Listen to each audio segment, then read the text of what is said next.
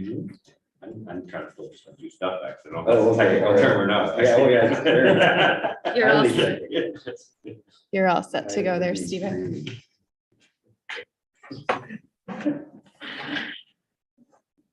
All right, I'd like to call the meeting to order and ask if anyone has a declaration of pecuniary interest. Seeing or hearing none, we'll move on to number 3, which is the amendment and approval of the agenda. Has everyone had a chance to review the agenda? Would someone care to move the approval of the agenda? I move that we approve. Okay, Karen? We'll take you as a second, Karen, because Sherry had her hand up faster, but Not offended. all right, all in favor? Thank you. I'm not aware of any delegations tonight, nor am I aware of any correspondence. So the next item would be number 6, acceptance of the minutes, and we have a few minutes to tend to. One is the Museum Advisory Committee minutes from September 14th, and I believe Karen and Al, you were both present at that meeting. The Heritage Advisory Committee meeting of October 3rd, and the Heritage and Culture Advisory Committee minutes of January the 11th. So let's handle them one at a time just to make it easy. So let's start with someone care to move the acceptance of the Museum Advisory Committee meeting of September 14th. I'll move that we accept those minutes. Good. Karen, second by Al. Any questions or discussion? All in favor signify. Carried. And now the October 3rd Heritage Advisory Meeting. Would someone care to move the acceptance of those minutes? 5, second, Sherry. Yep. Any discussion or questions? All in favor? And carried. And finally, the meeting of this committee for January 11th. Someone care to make a motion? 5, second, Trevor, take it. All right, any comments or questions? All right, all in favor of those minutes? Carried.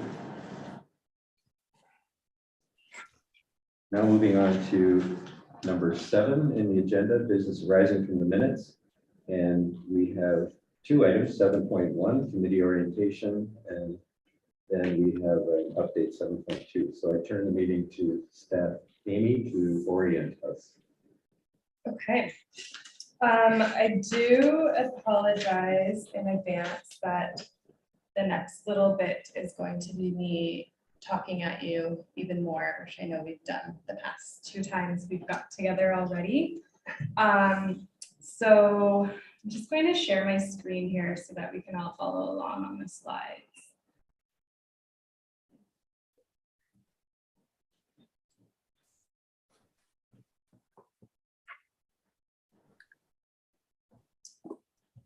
Okay, you can all see that okay? Mhm.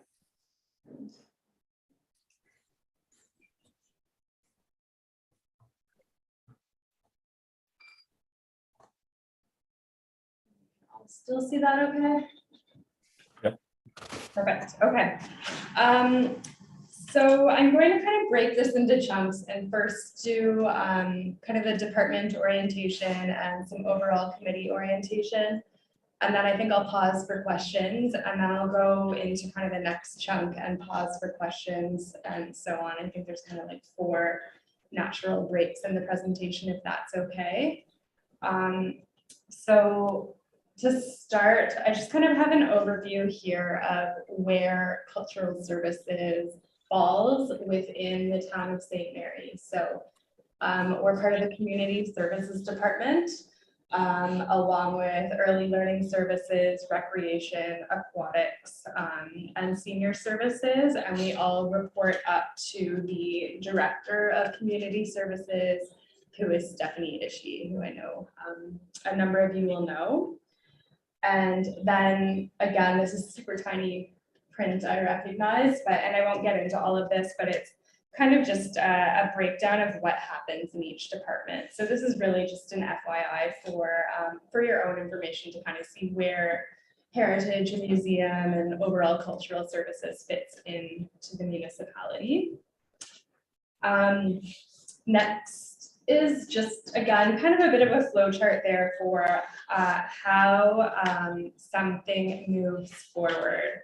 So again, I won't go through all the steps. I was kind of just hoping that you now have these resources in your back pocket in case you have any questions that come up.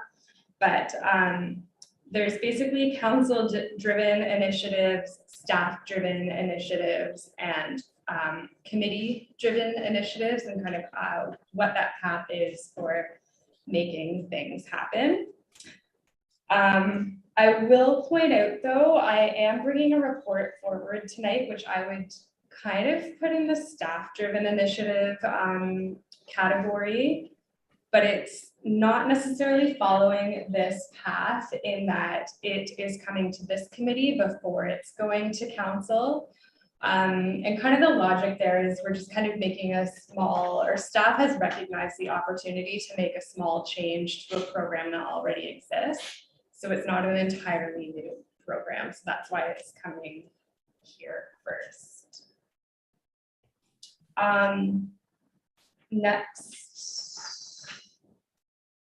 is just, again, some quick points on code of conduct. So I know many or most of you were at the training with Fred Dean last Monday night, where we went into a lot of this in more detail.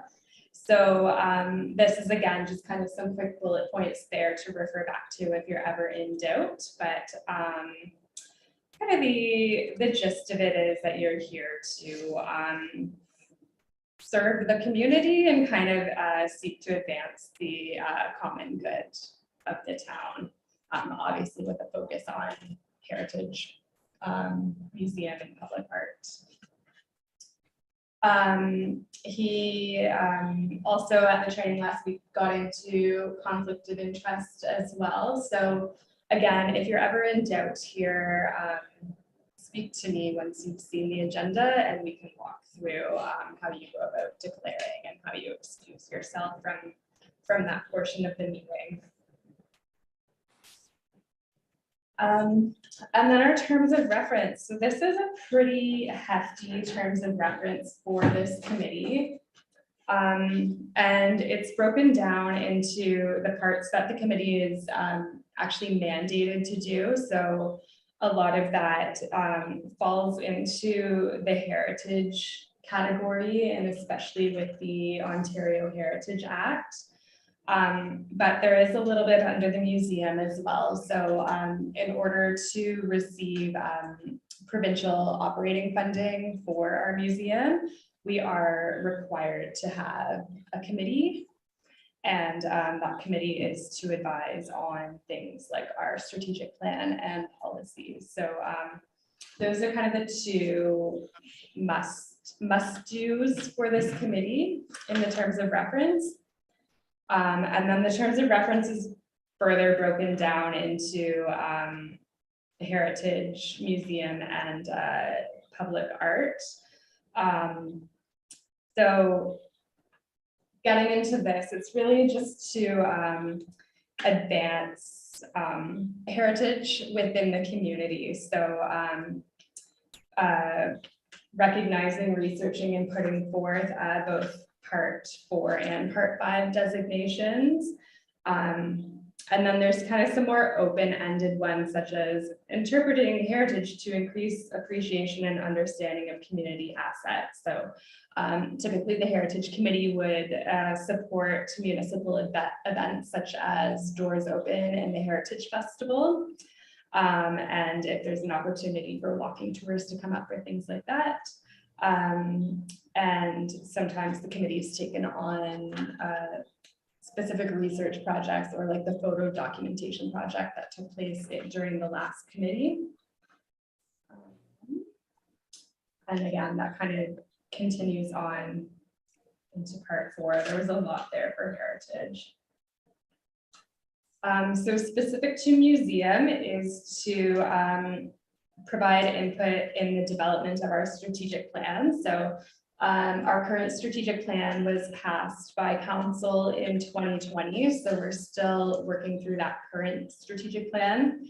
And it's about a 5-year plan. So probably at the end of this committee's term, we would be looking at updating that plan.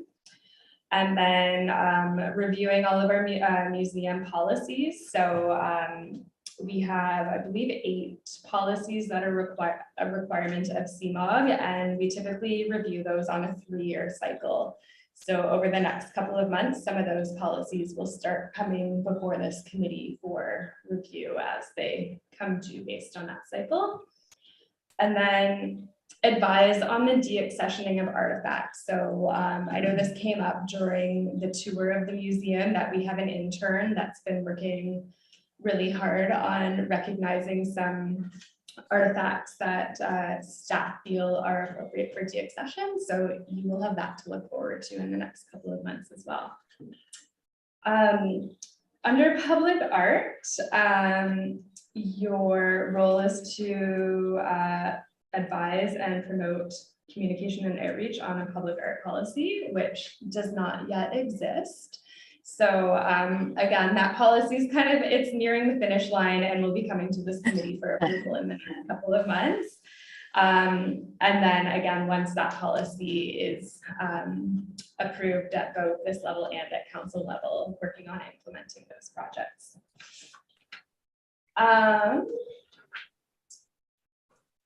And then again, every advisory committee also outlines what is not part of your responsibility, which really just gets into like the day-to-day operations of either the museum or heritage or staff. So I mean, you are all always welcome to drop in my office and ask what's going on or what I'm working on, but you couldn't come in and say, I think you should drop what you're doing and do this instead. So any direction like that would need to come kind of through council, through the CAO and down to the staff level. And I guess with that would include preparing the annual budget. So as an advisory committee, I will keep you in the loop about our budget, but it's not something that's prepared at the committee level. And then the final one, acting as a forum of debate. So, sorry, undecided matters of council. So if council, worst case scenario, decided to close the museum tomorrow, I'm sure you would all be unhappy about that decision, but it wouldn't necessarily be your role as a committee to try to change that decision. So council is kind of the ultimate decision maker in those situations. Any questions about that part?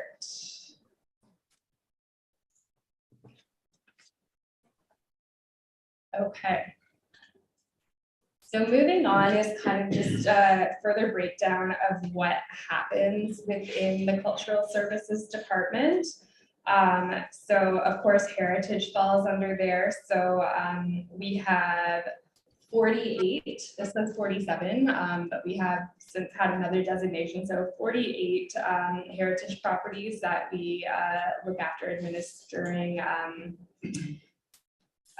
the grants that go along with those, the heritage permits, of course, that come to these committees, doing property research, things like that. The Heritage Conservation District, which has 152 properties, and then the Municipal Register of Non-Designated Properties that has 112. So most of the day-to-day work here really falls into the permitting process, where we work closely with the building department on getting those heritage permits ready to bring to this committee for review, as well as the heritage grants, which are administered in collaboration with the CIP program. So under the roof of the museum and archives, we have 2 permanent full-time staff, myself and Emily, who I think you have all met. And our main roles there are using the archives to respond to internal and external requests for information. So those could be genealogy requests, property information requests, municipal records. We're starting to see a bit more freedom of information requests coming in through the clerk's department as well. And then, of course, designing new exhibits, doing lots of on-site programming, artifact assessment and collections management. And we, of course, are applying for lots of grants in our department as well. And just as an FYI too, there is a municipal internal grants committee that I'm the, I guess, unofficial chair of. So there's representation from every department. And we get together a couple times a year and look at what grant opportunities are out there and what shovel-ready projects are within the municipality to kind of meet those or match with those grants. So we're hoping it's still kind of like a fledgling committee, but we're hoping that makes us eligible or aware of more funding opportunities out there and a little more successful with some of those. So also within cultural services, public art, of course, which is still getting off the ground, and then filming. So that's just a small part of my portfolio as well. But when, for example, Murdoch Mysteries comes to town and wants to close roads and sidewalks and film through the night, I'm kind of their main contact for getting the permits for things like that. Or this past summer, actually it just aired this weekend, All Around Champion, which is a TVO kids show. They filmed an episode using both the quarry and the aquatic center this summer. So yeah, so filming came to me because we figured most filming that came to town would be due to our heritage buildings. So having a bunch of youth para athletes at the quarry was a little different from Murdoch, but it was a really cool experience and we were happy to have them. Now, is that mandate consistent with the current council coming into place, or have you had that for a while? The filming piece? Yeah. Filming moved to me in 2020. Okay, Yeah. so you're an old hand at it. Yes, well, filming conveniently moved to me at a time when the province had put a pause on all filming. So I was able to slowly ease into it. So now we're getting into the kind of not so fun part of this presentation. So I'm sure many have been following a little bit, at least a little bit, about Bill 23 because there have been many headlines. So this is also known as the More Homes Better or Built Faster Act, which was announced in late October 2022. And there were many pieces to it. I'm sure you've seen headlines about the Green Belt and changes to the Planning Act and things like that. So I've tried to kind of keep it focused here on how this impacts the Ontario Heritage Act. So right now, or I guess not right now, but up until this act was passed, in order for a property to be designated in Ontario, it just had to meet one piece of criteria, whereas now it has to meet two.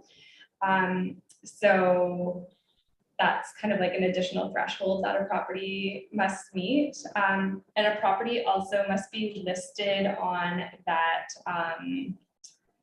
non-designated heritage act before, non-designated heritage list before it can be considered for designation, whereas prior to, a property could just go from unlisted to designated with skipping that step.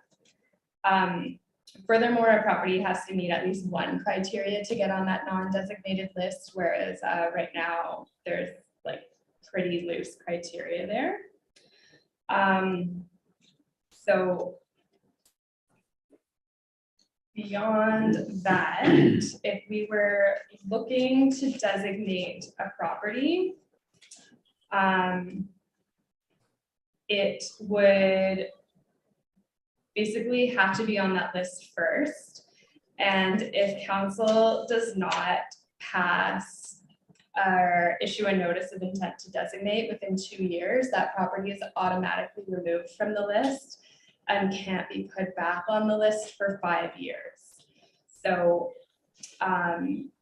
we in St. Mary's have had properties that have lived on that list for decades, and some that I'm not sure we ever had the intent to designate, but at least putting them on that list gave us that 60-day buffer where there was a 60-day hold on a demolition permit, which at least would give the committee the opportunity to act if they did in fact want to save that property. So that's the main change. And you don't just have to be on the list, like when you put it on the list, then designators have to be on for a certain amount of time.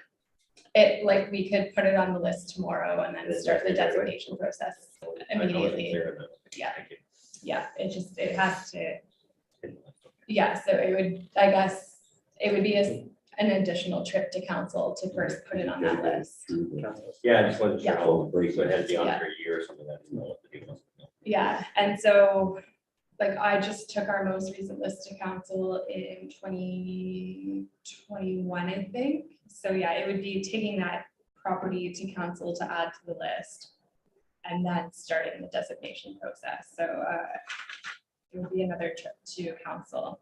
But it's a fair point because we have been looking at the listing process as a process that is kind of an annual review sort of thing. And timing may be managed differently under the parameters that are now set. Definitely. Thank you. So when these announcements came out, there were definitely alarm bells going amongst the heritage community in Ontario. And so one of the municipal heritage managers from the city of Toronto put a call out to all municipalities to see if they can provide data on how many listed properties they have and on average how many they list, or sorry, how many they designate in a year. So 65 municipalities responded and there were over 31,000 listed properties from those 65 municipalities. And on average, those 65 municipalities are designating about 150 designations a year. So the clock has started for those 31,466. And I did some math here at 150 designations a year. I think it would take us 207 years to designate everything that's currently listed. So I've also just given some examples of some of the specifics that municipalities responded with in terms of how many they're designating in a year. So I was quite surprised by these numbers, especially knowing how many heritage planners are on staff in some of these municipalities. I was, I guess, falsely under the impression that they would be designating a lot more in a year. So these are pretty grim numbers, but I also wanted you to have this data to at least paint the picture that what we're facing in St. Mary's is not unique. And I would almost argue we're in a better place than some other municipalities, just based on how many designated properties we have in St. Mary's.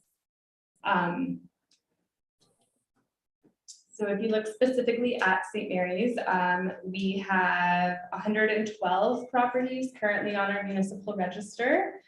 And if they are not designated in the next 2 years, they would automatically be removed from that list and we would not be able to re-add them for 5 years.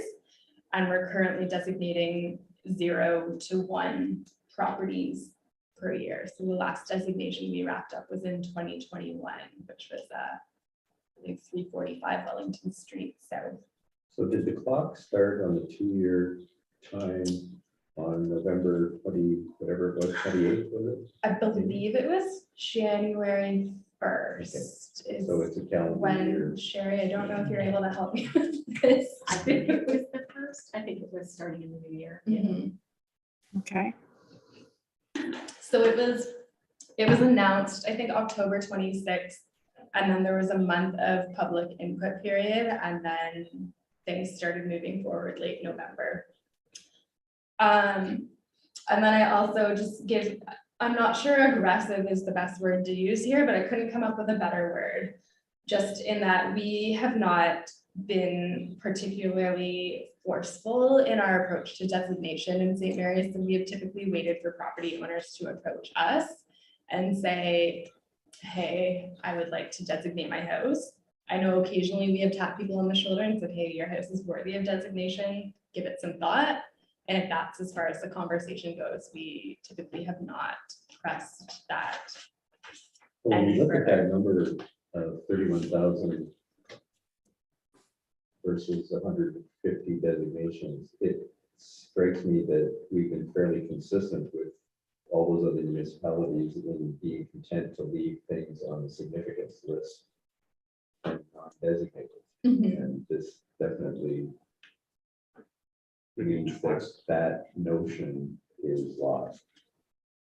Definitely, yes. So it changes that entire approach or reasoning for having that list.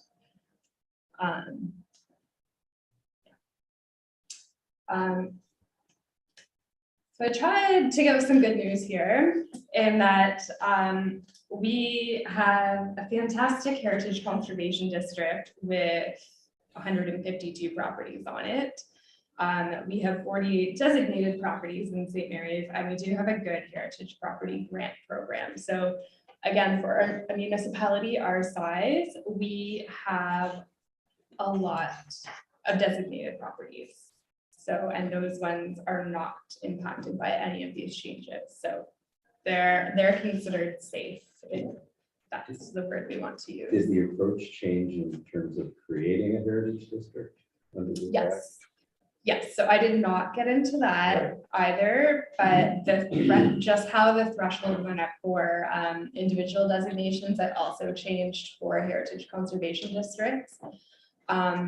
I know some municipalities are looking at that right now. So if they have 10 listed properties on a street, is it easier to just make that a district than do 10 individual designations?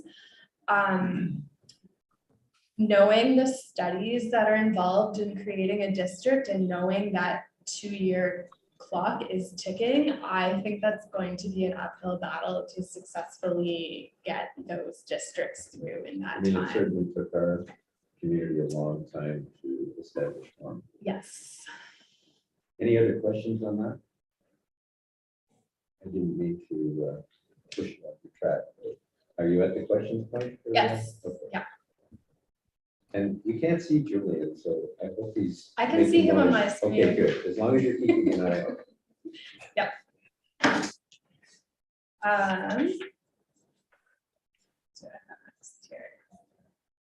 Oh, so then, yeah, just a quick slide here on kind of what we have to look forward to or focus on as a committee. So under heritage, I have Doors Open and the interpretive plaque program. So this is a Doors Open year, and so we have started the planning process for that with our new corporate events coordinator. So the date is September 23rd. And we've started looking at properties there. So I will keep the committee up to date, and we'll definitely be coming to this committee for volunteers. And then the Heritage Interpretive Plaque Program. So last year we had the plaque designed for the cemetery, which is in production right now. And so I have put money in the budget to have a plaque produced in 2023. So I know we have a list that I brought to the committee last year. So I'll maybe bring that list to this new committee, and we'll use that as a starting point in our decision.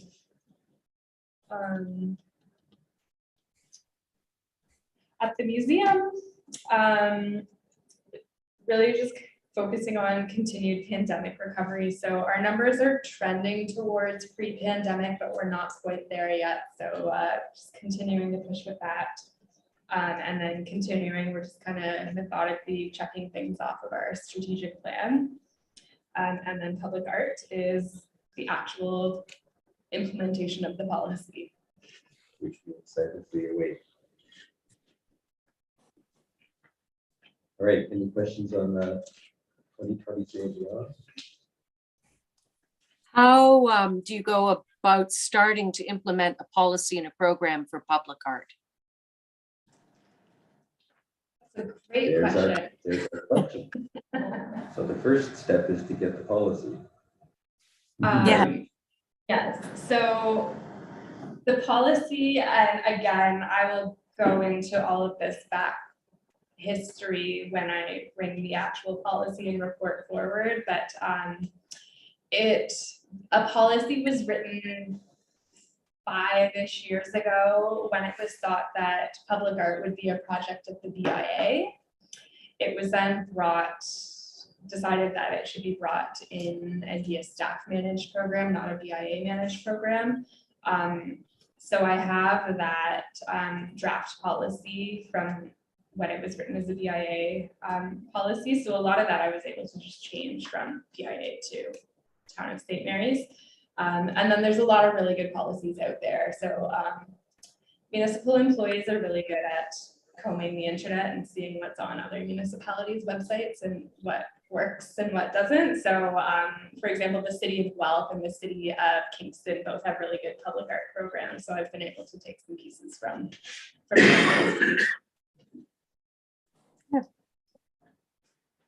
Any other questions or comments?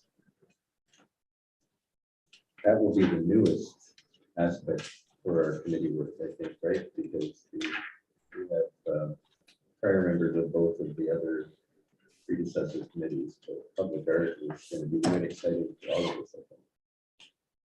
All right, moving on in the agenda, can we go on to 7.2, which is 136 Queen Street East update? Just remind us what 136 Queen Street is. So 136 Queen Street East is the BMO building. And so Grant brought a report to this committee back, or sorry, to the Heritage Committee back in October, and we had quite a robust discussion on their proposed renovations for that building.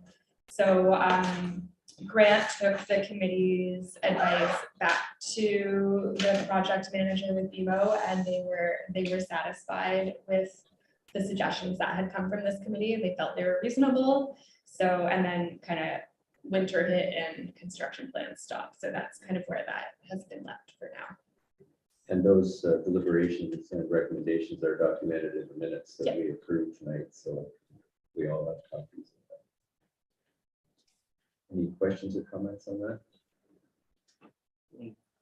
Quick question, was there discussion around the, I don't technical term, when you have pieces of glass with mullions on the side of the glass itself, there's a technical term for that, right? You know, when you take a huge piece of open architecture, you put glass in the middle. Okay, so it's an aesthetic mullion, but it's not a structural one. So you don't have individual cases. It's what we didn't, well, not my opinion, but it's not what the town did. The town didn't want it, and there was a discussion around it. Check the minutes for what specifics actually made it in.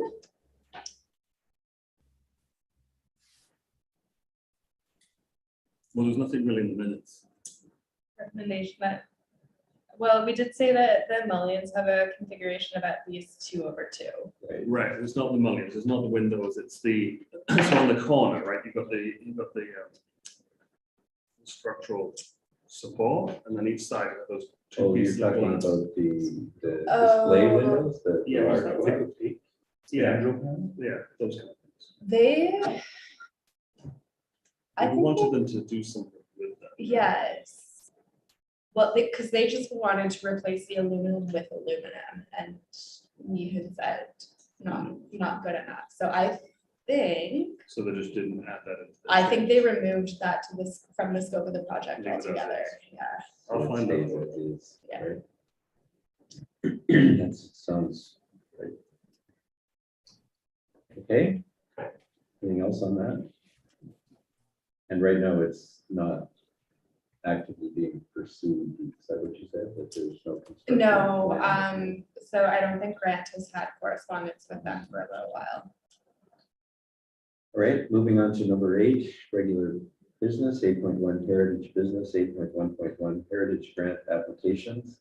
And there's a recommendation coming forward from staff about the expansion of the grant program. Yeah, I so presume since you're the only staff present, maybe that we're back to you get to listen to me talk for a little bit more. So I'm bringing forward this report for the committee's consideration to open up the heritage property grant to any designated property within the town of St. Mary's and not just the central commercial district as it currently is. So some of our reasoning for this is that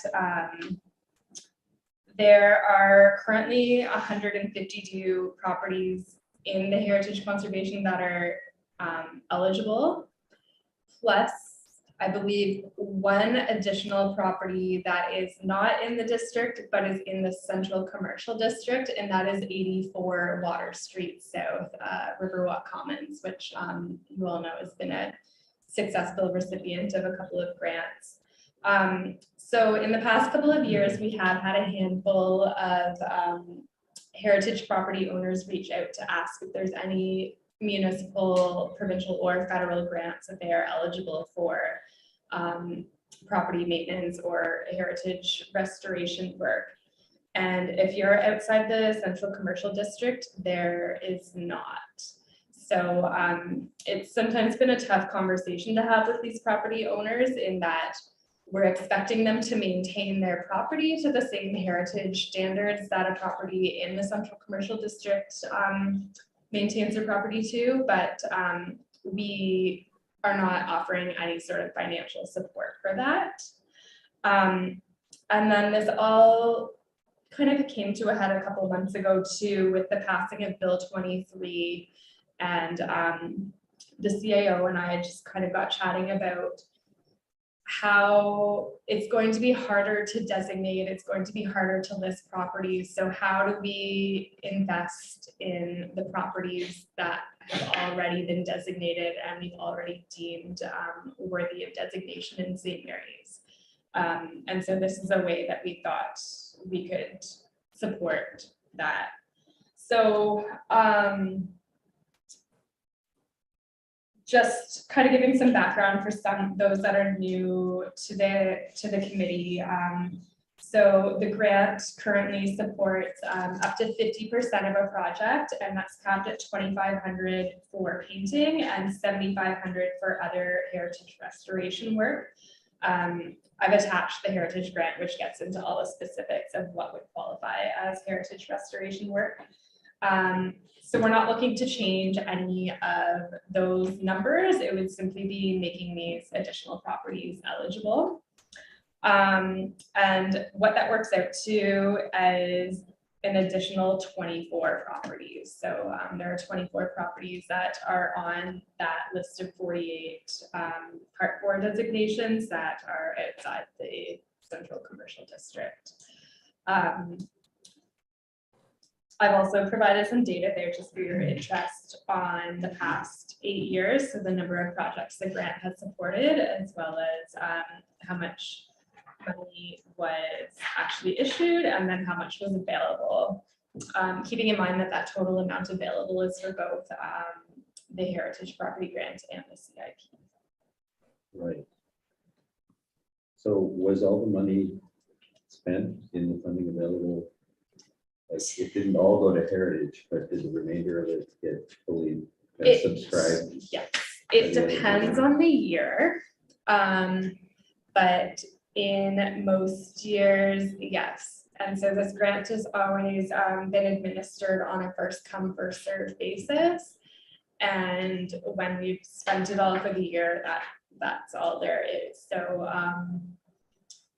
typically, especially in the past couple of years, I think things definitely dropped off with COVID, which is reflected in the numbers in the table here. So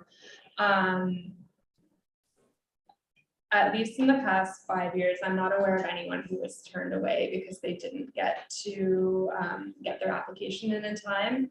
But with that said, we've pretty well maxed out the account every year. Okay. Would someone care to move the recommendation and second it so we can go on with discussion about this? I move it. Moved by Julian, second by Sherry. All right, discussion. The intent is still to be first come, first served. We're not gonna prioritize the court. No, it would still be first come, first serve. Based on these numbers, I don't anticipate an additional 24 properties opening the floodgates by any means, but it's at least offering them some sort of financial support. I don't know what to do with this list of cultural heritage value houses, but this may incentivize some of the houses that have potentially move to designated status to take advantage of some of the grants available.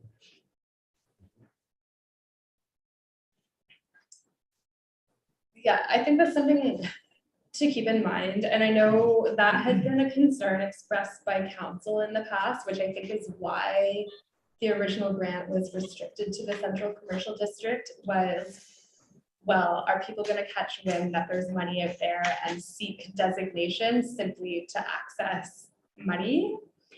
I think especially with the changes to Bill 23, the threshold that a property must meet in order to be considered for designation, and then the year-plus long process that designation actually takes, I don't think anyone's going to be just jumping to go through that process to get $2,500 to paint their house. So I doubt it. I have to give a declaration of true interest because my house is on the list. But anyway, there's something to think about because we have to do something with this list. Yeah. Inside the next 18 months. So the key thing is commenting on moving this forward from staff to committee and then committee to council. So points positive or negative. Sherry? Incentive for those who have owned properties for a number of years as well that may need some assistance and support. I think it's great. Eat it up. Karen, what are your thoughts on this? Did you? I said, Karen, what are your thoughts? Oh, on this? thanks. No, I agree. If any little bit of incentive to help maintain an old property. I mean, I'm on that list too. And I've had my, oh, should I get it designated? I want to do it now. But yes, if there's ever anything, really costly, like I have to hire a major woodworker to have the scroll work on my, soffit redone or something, and it's going to be $15,000. I'd say yes to that extra couple of $1,000. Yeah. So. Lynn, what's on your mind on this topic? I agree. I think the town having that resource available to heritage homeowners is excellent. I think it's a great program. So I would support opening it up for sure. Trevor? I'm what just do you gonna think? be in the room, but no, I think just opening it up to more people is fantastic. So I should have said Trevor? Yeah, exactly. Right, any other comments or questions, Mayor Al, anything you'd like to add? All right, so shall we call the question? All in favor of the motion? Opposed, if any? Carried. okay. So next steps with this will be to bring it to council. Under the Ontario Heritage Act, it has to be, the grant program has to be passed by bylaw. There are quite strict parameters for ways municipalities can disperse money to residents, and the Heritage Grant Program and our CIP program are really those only two options. So I spoke with the clerk today, and this, assuming it got passed tonight, is tentatively on the agenda for the March 14th council meeting. So I guess I'll report back to everyone here in April. Okay, thank you. Next item on the agenda is 8.1.2 properties of interest or at risk. There's nothing specified here. Anybody have anything to contribute? And that brings us to 8.1.3 homeowner and property owner letters. So we've had a committee member that has taken on the role of giving encouragement to people who do things favorable to their property from a heritage perspective, and we have a vacancy in that area. Amy, do you want to elaborate a little bit on what the role has been and how it's been used? Sure. So for the past several years, if somebody has purchased either a designated or a listed property in St. Mary's, we have sent them a welcome to your new heritage home. This is kind of what you need to know letter. We have also sent kind of pat on the back letters for a job well done when a heritage renovation has been successfully completed. So Paul King had been sending those letters on behalf of the committee, and now that he's no longer on the committee, we are looking for someone to replace that role. So he has sent me all of his templates, which is very helpful. I also had visitors into the museum this week who are the new owners of a designated property in St. Mary's. And so they had received that letter, but I was pulling out some property history for them, and they had never actually seen their designation statement. So that had some history of the home that they did not know. So I think this might be an opportunity too for us to add a little bit to those letters with whatever historic information we have at the museum could be included in those letters, just if nothing else for interest's sake for the new property owner. Good idea. Well, probably now with museum code as well. Exactly. So would anyone love to volunteer for that, or do you need to think about it for an hour? Any eye contact? I have a burning interest in it, but I'm happy to do it. All right, thank you, Trevor.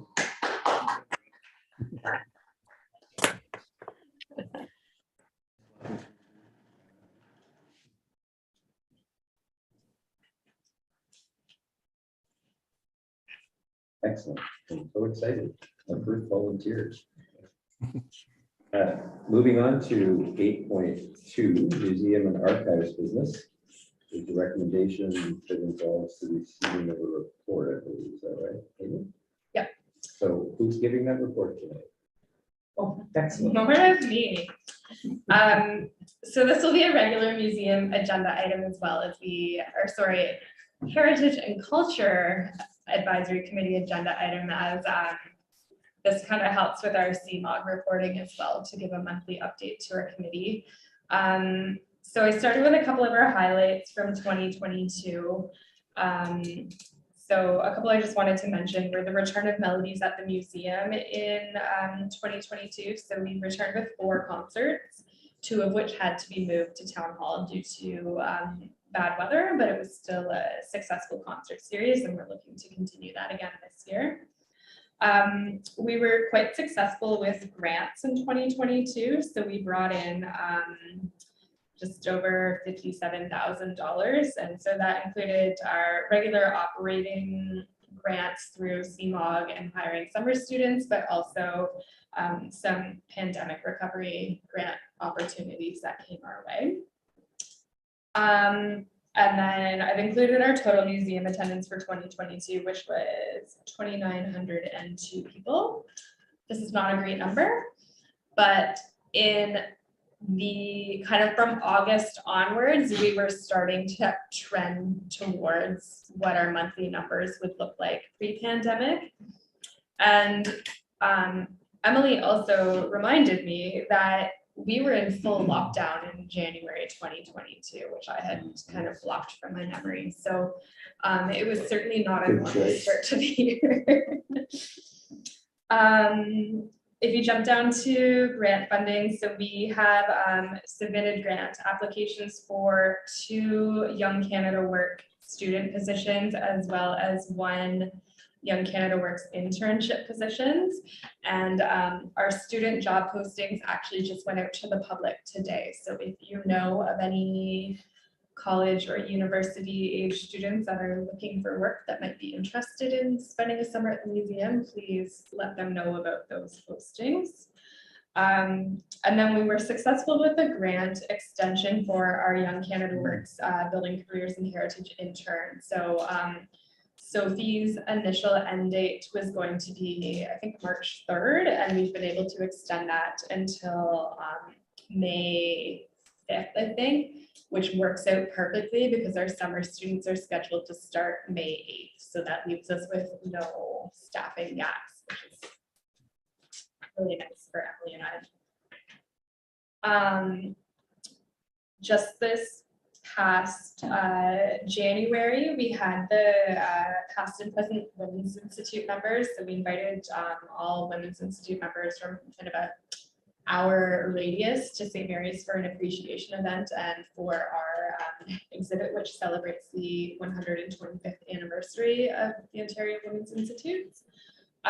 We had 48 people show up that night in a snowstorm, which was an incredible response, and folks from, I think, 4 different counties, quite a few that had traveled quite a distance. So we were really appreciative of them coming. We're kind of overwhelmed. Even now we're getting thank you cards, and they're just, we've learned that Women's Institute members are a pretty special bunch of people, which is great. Any stay over?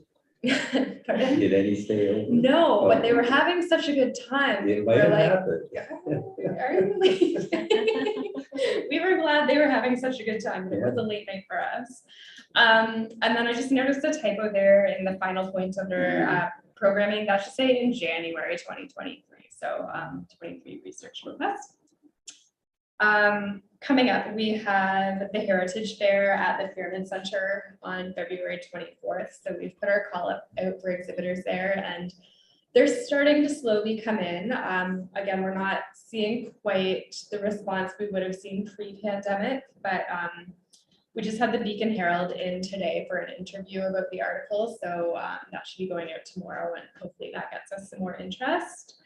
Our spring seminar series has been set. So we're back to doing in-person seminars at the museum. And then as mentioned, we have Melodies at the Museum coming up for the 5 Wednesdays in August. So we've secured sponsorship for 4 of those 5 concerts, and I've booked 1 of the 5 performers. And then doors open coming up on the 23rd. Would someone care to move the receipt of the report? 5 seconds. Karen, any other questions or comments for Amy? Just one quick comment. Well, it wasn't on the report or not, but the support the museum gave for the Heritage Weekend for the, who gave that discussion at? Watering holes of St. Mary's. Well, Ken help. Kent. That part of the museum. Anyway, you did a great job. Oh, yes, thank you. Yeah, and that's, I think something we would look at offering again. There's a new municipal events coordinator that was recently hired that she started diving into the Heritage Festival, and she actually called me about that exact thing a few weeks ago. So it might become a regular part of the event. Wonderful.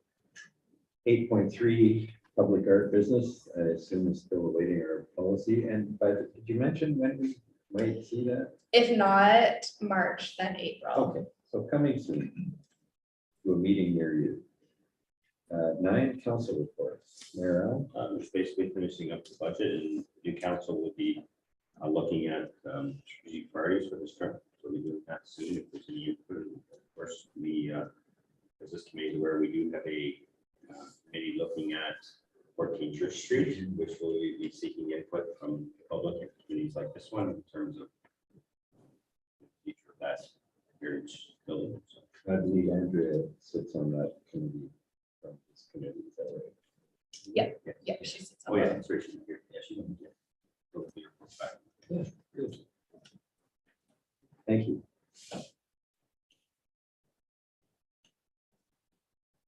Great.